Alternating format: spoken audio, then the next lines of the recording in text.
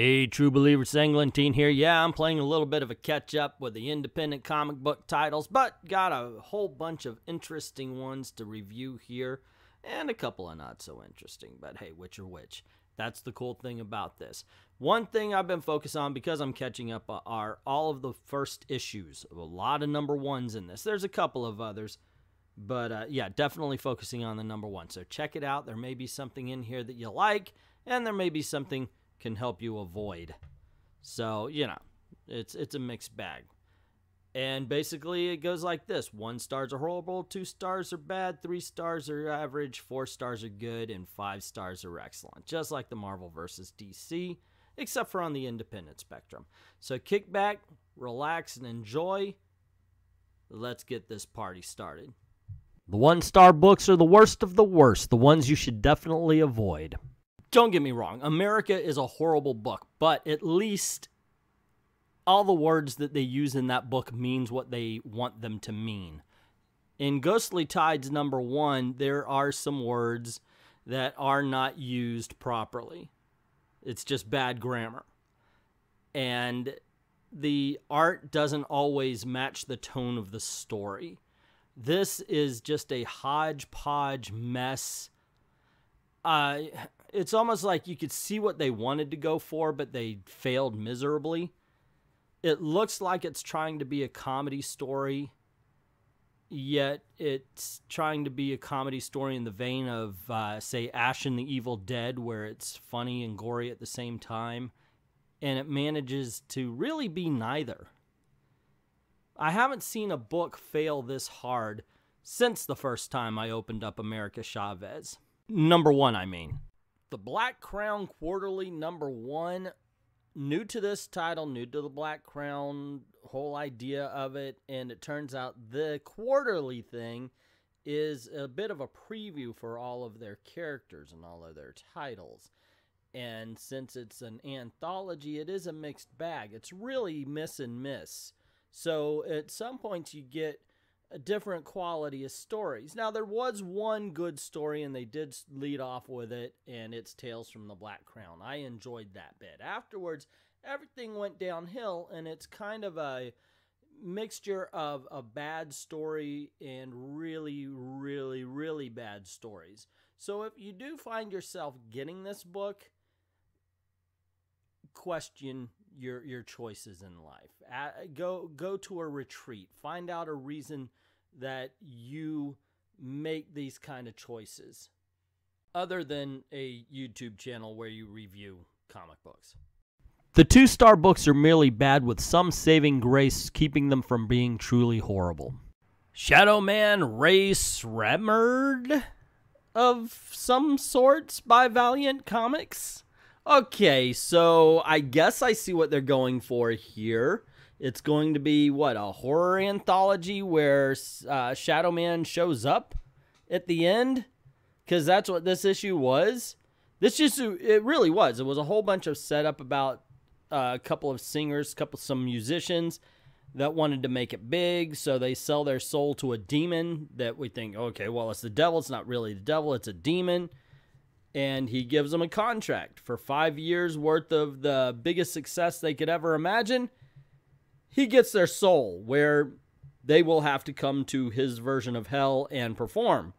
And we find out because music has soul equals life, and the demon feeds off of it or something like that, and Shadow Man goes in and saves them. It is absolutely convoluted and merely okay. The art is good. I have to say that. I just was expecting a lot more from the book, maybe, because I remember being such a big fan of the original. Either way, this kind of fell flat to me. It wasn't horrible. I can't recommend it. A crypt keeper like Shadow Man that comes in at the end, tells stories of bad people doing bad things he has to help them from. No. Seen it before and seen it better. The 3-star books are merely average. You might like them, you might hate them. For us, it just didn't move the needle. Grimm Fairy Tales 2017 Halloween Special. I've got to be completely honest with you. I am not a fan of Grimm Fairy Tales. That is the fact. But this actually ended up being pretty good. Now, it's not the greatest thing. As a matter of fact, It is parsley. It is the piece of leaf on your plate that you could just toss away and never think of again. So ultimately, I can't recommend this. Now, it has to deal with, what's her name? Muerte. I don't know what her name was. Started reading. She starts taking this tour around Louisiana, around New Orleans. And she starts seeing things, starts seeing ghosts. And they're telling her stories and trying to trap her in each vision. And then all of a sudden she realizes, oh my gosh, they're all the same. And then tries to free all the spirits from the main one. Like I said, it's not bad, but man, it's completely forgettable. I have to admit I'm almost over Grimm fairy tales. And mainly, I mean, this is something because they always look cool. The art's not bad. The colors are great. The books look decent. These have to be the coolest books I don't like. So this is Grimm Fairy Tales Dance of the Dead, #1, starring Mystery. And now it's so surface level. Basically, it seems like Grimm Fairy Tales is draw a hot chick, put her in a costume that looks like something you remember, and move them around pieces and color it very nicely. That seems to be it.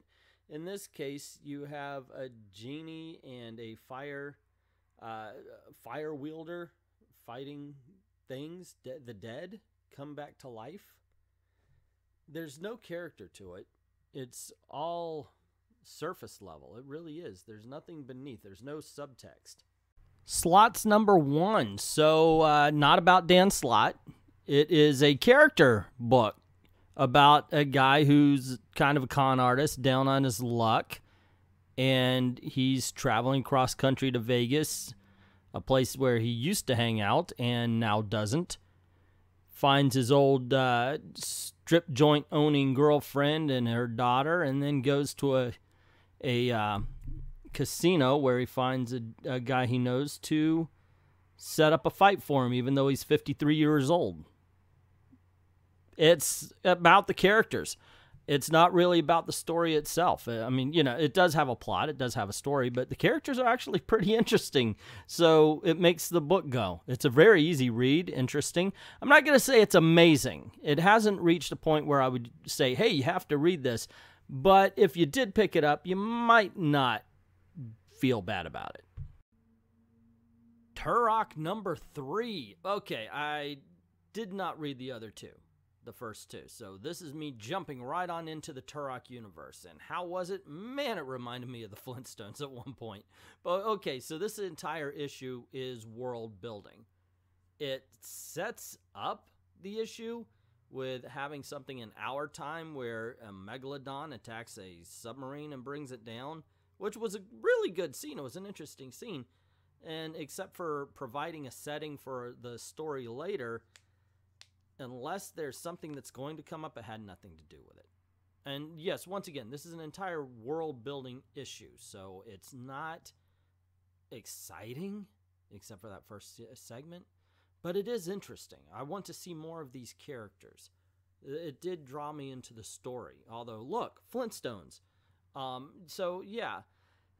Would I recommend it? Not yet, but I think the story does have potential. Hellboy and the BPRD 1955 Occult Intelligence. Wow, that's a long title by Dark Horse Comics. Anyway, this is, well, they got it right. It's called Occult Intelligence. And what ends up happening is they sit around talking about things they know, talking about other characters, setting up things. It's really, that's all it is. It's just one long book where you're learning things about everybody, and then a giant turtle attacks. That's it. So if you like these characters, you're going to get a lot more out of it. If you're not familiar with it, this is not the jump-on point. It is not. You'll be lost. However, it is interesting. They do tell some ghost stories. They do, you know, go into the history a bit. So if you are a fan of Hellboy, I think it's just, you know, something you should pick up. The 4-star books are good. These are the stories and comics we can actually recommend. Goosebumps, Monsters at Midnight, #1. So, okay, I'm not a huge fan of Goosebumps. I like that movie they did with Jack Black not too long ago. That was pretty interesting. And my daughter was into it, my youngest. She liked him. So I don't really have a working knowledge of Goosebumps, but I know there is kind of their own mythology. Like I've seen that, ventriloquist doll a couple of times. This is an interesting story. You don't need to know the background of Goosebumps in order to get into it. It starts off with a family. Now it's basically one girl is hobbled, the other one has asthma. They're at their grandmother's house, and the younger asthmatic girl sees a scary bookstore and wants to go in, but when they do go into it, it's a little bit more scary than what they first realize. It's very entertaining. If you're a fan of the old books, I think you're going to be a fan of this one as well. It is written to appeal to both the adults who used to read it as a child as well as young children themselves. And the story and art are both capable of entertaining both demographics.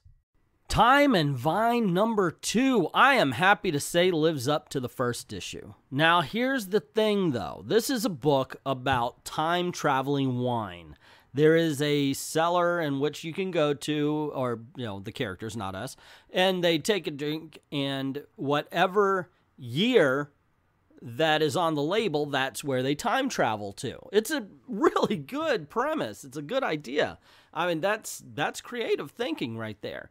And it's good to know that the characters are still entertaining. The story is still fresh. In this issue, we get a little bit more of the magic, the science behind the magic, so to speak. I mean, they don't exactly flat out explain it, but it's more of an origin story to the wine cellar, and it works.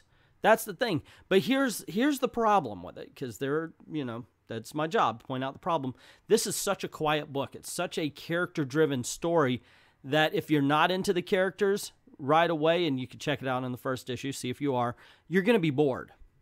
Because this is not an adventure story. This is not some big excitement book. It really is a character-driven story that I think is very clever. Quiet, fun, and interesting would be the best way to describe it. Kid Lobotomy #1. So there's this scene in Tootsie where Bill Murray's talking to a whole bunch of party guests, and he says, I don't want people to come up to me and say, "Oh man, I saw your play, I loved it, it was so great." He says, "I want someone to come up to me and say, man, I saw the play you did the other night. What happened?" And that's kind of the way I feel about Kid Lobotomy #1. Now, this is about a kid who is insane. And he's running a hotel, which I'm assuming every room is a section of his own personality. And he's trying to help other crazy guests, which seem to be part of his personality. This thing is so interesting and complex. It's hard to even fathom unless you're reading it. And I don't even know if I've got the story right. I just know for some reason I'm entertained by it. I like it, and I want to see where it goes. So I do recommend this, but it's definitely not an easy read. Elsewhere, issue #3, and you know what? I like this series since the beginning. I really have. It's interesting. It's a premise that is just weird. It's a planet where a whole bunch of, well, I guess it's been done before in a little bit, like the Green Lantern mosaic planet, where just things are appearing on this alien planet. I'm saying planet a lot. And they just have to survive. And there's this evil overlord. And the two humans are D.B. Cooper and Amelia Earhart. And for some reason, this evil overlord has an interest in Amelia Earhart. And they're finding that other Earth technologies have made it over, as well as alien technologies and creatures and such, including flesh-eating insects. It's just a bizarre hodgepodge of things put together into an adventure story that is just pure fun. Archies #1. So I gotta say, I like the Archies books. I do. I like the horror ones that they do. I actually like Mark Waid's run. He can write Archie pretty well. But this one, I have to say, is what I really like about it. See, the main series is getting a little more dramatic than I care for. And, of course, the horror ones are always good, but they're not actually Archie. The Archies #1 is the first time since they started drawing them to look like real teenagers, quote, unquote, that I really feel capture the friendships and the fun of the Archie comics. Now, it's not straight up, let's tell a joke every page, but there is humor here. There's the friendship here. The relationships are what's important, and it really plays them up. So, yeah, I can recommend Archie's #1, especially if you are an Archie fan.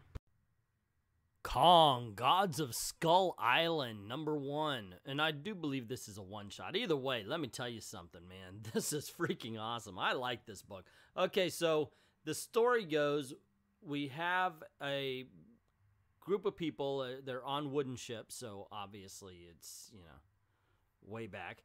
But they arrive on Skull Island. And they are Christians, and they want to spread the gospel.